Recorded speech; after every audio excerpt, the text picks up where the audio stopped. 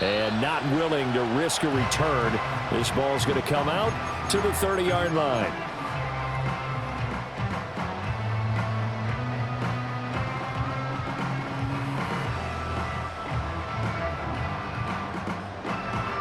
The 49er offense set to get this drive underway. All set up for him right now, Charles. Opening possession of overtime. They've got the football. They also obviously have this home crowd behind them in a big way. They get that extra energy from them, but they've got to be careful not to let that adrenaline get away from them and play too fast or create errors of their own making. Use that energy, embrace it, but make sure they channel it the right way. They've got a chance to go downfield, score a touchdown, and end this game.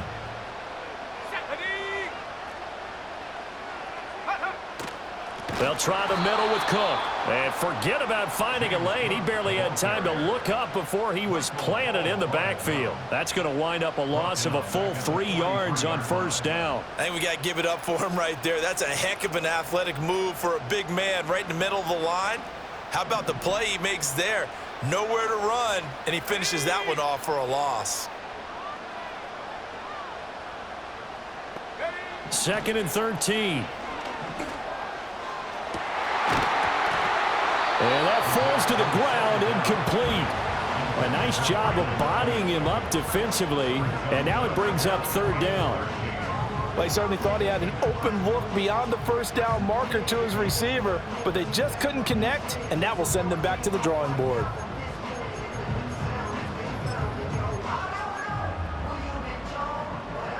An incomplete pass on that last play, and that means they'll need to come up with something here on 3rd down.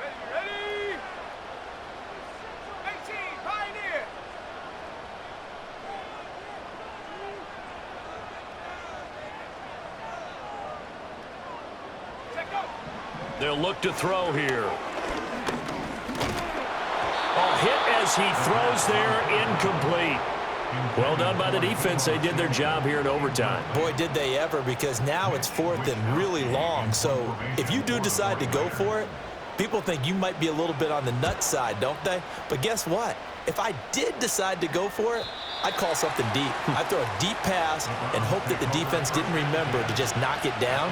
If they intercept it, it's almost like a great punt. It helps out your defense with field position.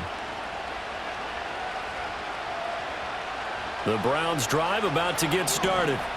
Their defense, they did the important thing. They got the stop. They didn't allow a point, but now they're backed up here pretty far, Charles. Going to need a significant drive to try to get into position for the game-winning field goal.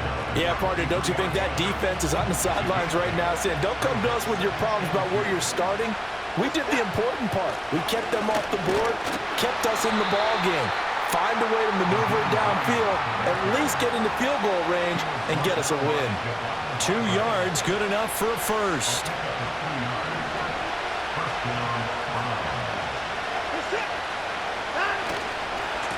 They'll try the left side. Ford. And he is met at the line of scrimmage, and he goes down right there.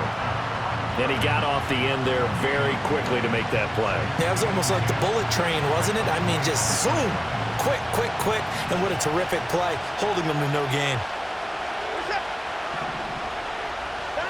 Now Watson, his first throw of OT. Throw left side complete. That's Ford. And he'll get it up near the 35, right at the 34 here. 2 minutes left in this overtime session, and still all time. And we see another pitch and catch there to the running back. This position just continues to evolve.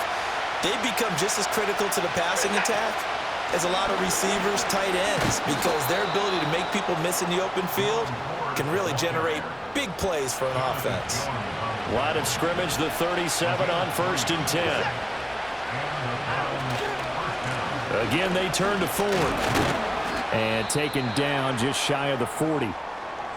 Not a lot of running room there, not a place to make a cut and kind of exit out because they had everything bottled up.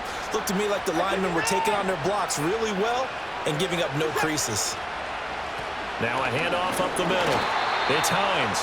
And slow going there as they'll only get a yard, maybe, up to the 41. But not much on that run, Charles. No, that's exactly the way to execute a run blitz there. They guessed correctly that they would move the ball on the ground, honed in on it, and stopped them. Mark that down for a win in the defense's column. So it's 3rd and 6, and this will be the 8th play of the drive.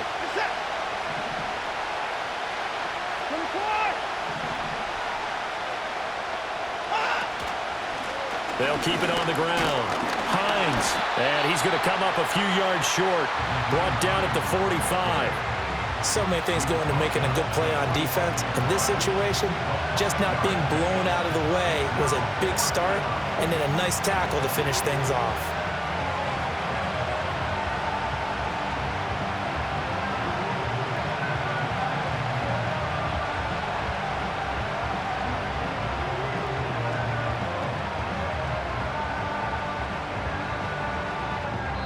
And now we're going to get a timeout here called by the defense.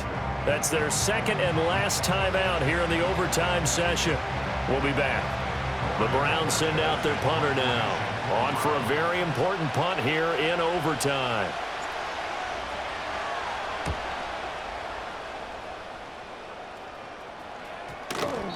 And that'll hit at the 5 and go into the end zone for a touchback.